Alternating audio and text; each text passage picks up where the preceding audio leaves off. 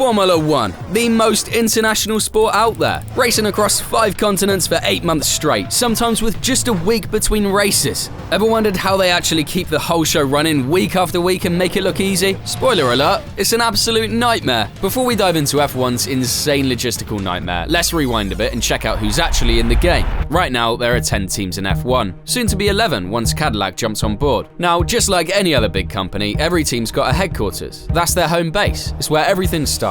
Car design, development, parts manufacturing, simulators, you name it. Basically the beating heart of the operation. That's where all the team staff work. We're talking mechanics, engineers, designers, media guys, marketing people, literally hundreds of people heading back there whenever there aren't races, all grinding to get the season ready. And even though F1's this massive global sport, every single team's officially based in Europe, except Haas. And well, soon Cadillac too. Haas has its roots in North Carolina, but they've even set up a support base in the UK just to make life easier. That's where most of the big teams hang out too. McLaren, Red Bull, Mercedes, Alpine, Aston Martin, all rocking their HQs in the UK. Then you've got Sauber in Switzerland and Ferrari and RB holding it down in Italy. During the off-season, or whenever there aren't any races, teams pretty much work out of their HQs, just like a normal company would. But the crazy part kicks in once race weekends come around. Look at that, sparks flying as the teammates go wheel to wheel. Because suddenly, they've got to move a huge chunk of their staff and infrastructure across the world to keep things running, all laser focused on the race. And this is where things start to get wild. During the season, each team ships over 1,400 tons of gear to every single race. And no,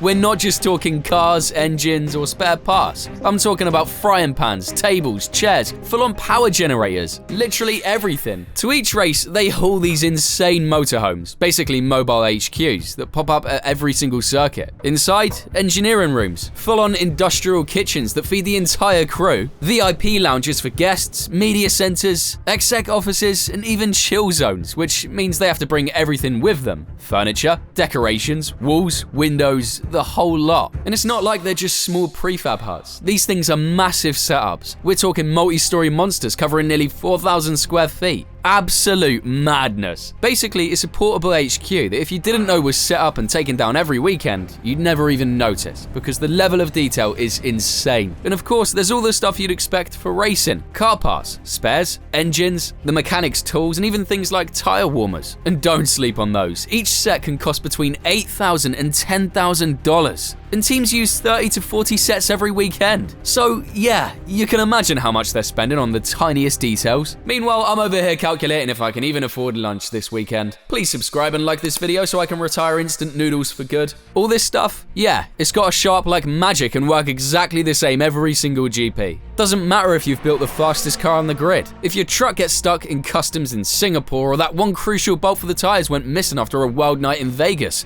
you're screwed. And that's where the real madness begins. F1 logistics. Moving hundreds of tons of equipment isn't something you can just wing. Every team's got to juggle trucks, planes, and ships, making sure everything lands on time, while also dealing with those brutal time zone changes and those lovely last-minute problems. And get this, for almost 40 years now, DHL, and no, this isn't an ad, though DHL, if you're listening, hit me up, has been the official logistics partner of F1. They've got a squad of 35 specialists who literally fly to every single race just to handle the transport, setup, packing, the whole deal. Basically babysitting the entire circus to make sure nothing goes missing. But how do they actually pull it off? So the F1 season is basically split into 2 parts. The European leg, which usually runs almost back-to-back from May to September, and the flyaway races, which are everywhere else outside of Europe. The European stretch is way easier when it comes to logistics because everything just gets moved around by trucks. It's way cheaper and simpler than shipping stuff by boat or plane. And believe me, these trucks are as fancy as it gets. They're massive and packed with everything the teams could possibly need for a race weekend, from walls, chairs, and motorhome furniture.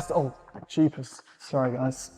To car parts, engines, and even the mechanics' tools. Each F1 team rolls with about a dozen trucks, hauling 20 to 25 tons each and clocking thousands of miles all over Europe. Normally the races are every other Sunday, which gives the teams plenty of breathing room to get everything set up before the action kicks off on Thursday. But sometimes things get spicy. Back-to-back race weekends. Imagine going straight from Zandvoort to Monza. Suddenly the teams have just 3 full days to pack everything up, move it across countries, and rebuild the whole setup at the new track track. And that's without even mentioning those crazy weeks with 3 back-to-back races. How do they pull it off? Well, each truck has 3 drivers who rotate. So while one's behind the wheel, the others are snoozing. They only stop to refuel and then it's back on the road. Over the 5 months of the European Tour, each truck racks up around 15,000 miles. That's basically like driving to the moon. Crazy, right? On top of that, F1 itself rolls with 37 trucks of its own, hauling stuff like advertising boards, safety gear, and all the furniture for the paddock and press areas. And yep, they're under the same time pressure as the teams. But things get really interesting with the so-called flyaway races. The ones in the Middle East, Asia, Australia, and the Americas. Now that is a logistical nightmare. Planning for those actually starts months in advance, all the way back in January, before the season is even kicked off. Each of the 10 teams packs up 5 separate cargo ships, ships, loaded with containers full of the less urgent gear. Basically all the motorhome furniture and garage equipment that you don't need right away, but still have to drag across the planet. Since ships are way slower than planes, each one heads off to a different destination. So one sails to Australia, another to China, another to Bahrain, one to Azerbaijan, and one to the US. After every race, the gear gets packed up again and each ship heads to the next flyaway event on its schedule. Funny thing is, it wasn't always done like this. Up until the mid-2000s, teams used to rent equipment at the flyaway races. Eventually, they switched to shipping their own stuff instead. It's cheaper and they can bring way more gear with them. Basically, F1 discovered the joys of bulk shipping. Okay, what about the important stuff? You know, the actual racing gear? That's where FOM, the company that runs F1, comes in. Every year, they charter their own fleet of 6 Boeing 747s. Yes, 6 giant planes to fly around the really critical parts. Car chassis, engines, mirrors, wings, and most of the garage setup. These planes cover about 80,000 miles in a season and carry roughly 30 tons of parts per team, per race. And of course, it's a total logistical headache for each team that can hit up to $1 million per race. So yeah, you can imagine what they're burning through over a whole season. And since that actually counts towards the budget cap, I'm pretty sure some teams would rather just rent Somali pirate ships to move around their gear and spend the savings on upgrading the car. And here's the kicker. F1 says it wants to cut down the environmental costs of all this and be net zero carbon by 2030. They've rolled out a bunch of measures like making trucks run on advanced biofuel since 2023, which can slash emissions by up to 83%, using more efficient planes and adding solar panels or hybrid generators at the tracks. Sounds great on paper, right? But then you look at the calendar and go, okay, who thought it would make sense to go from Miami to Italy, Monaco, Spain, then jump across the Atlantic to Canada, only to immediately fly back to Europe again? Yeah, I'll let you draw your own conclusions on that one. So now I've shown you how F1 logistics work around the world. What are the race weekends actually like? Spoiler, they don't get any easier. And back-to-back races? Even worse. Let's start with the weekend itself, when the cars are actually on track. Well, that's actually when the logistics crew get their break. By Sunday, before the race has even started, they're already packing up some of the spare parts that can't be used in the race. Those are the first things to get boxed up. Then, as soon as the checkered flag drops, the real mission begins. Literally 15 minutes after the race ends, team members are already tearing down everything that isn't absolutely essential. Tools, furniture, IT systems, screens, communication networks, you name it. While the cars themselves are still going through FIA scrutineering to make sure no one got sneaky with any illegal mods.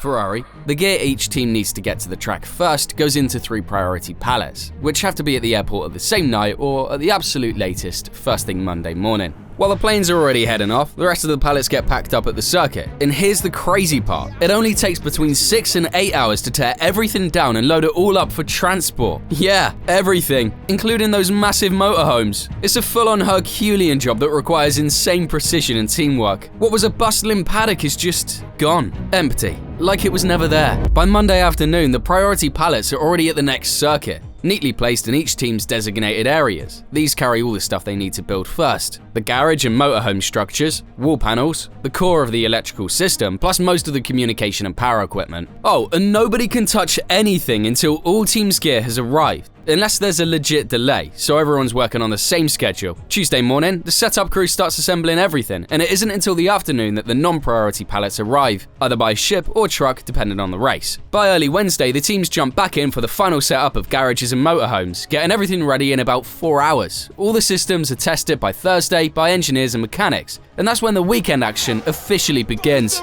It's a change of lead! Oscar Piastri going alongside, trying to take second place. This is absolutely unbelievable stuff. Piastri now a contender to win this Grand Prix. So basically, the entire paddock is torn down, packed up, shipped to another country, unpacked, and rebuilt in under 58 hours, while you're struggling to finish 3 homework exercises. But it's not just gear that gets transported. The most important cargo is obviously people. So how does the team actually get around? Well, the drivers and top-level staff like executives and team principals usually fly on private jets.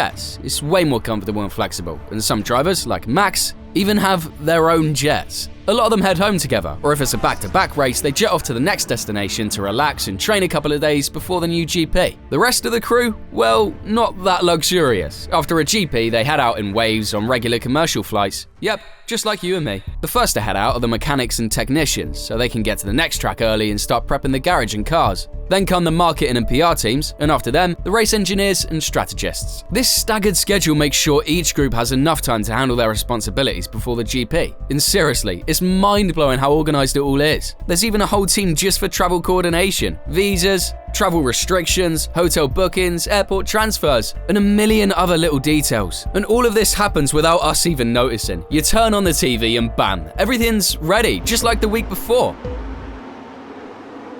And the Grand Prix is underway. Verstappen roars around the outside to take the lead in spectacular fashion. Well, all this crazy behind-the-scenes work has been going on. Fascinating, right? If you thought this video was interesting, check out this other one. It's totally different, but I promise it'll keep you entertained for a bit. And as always, thank you for watching.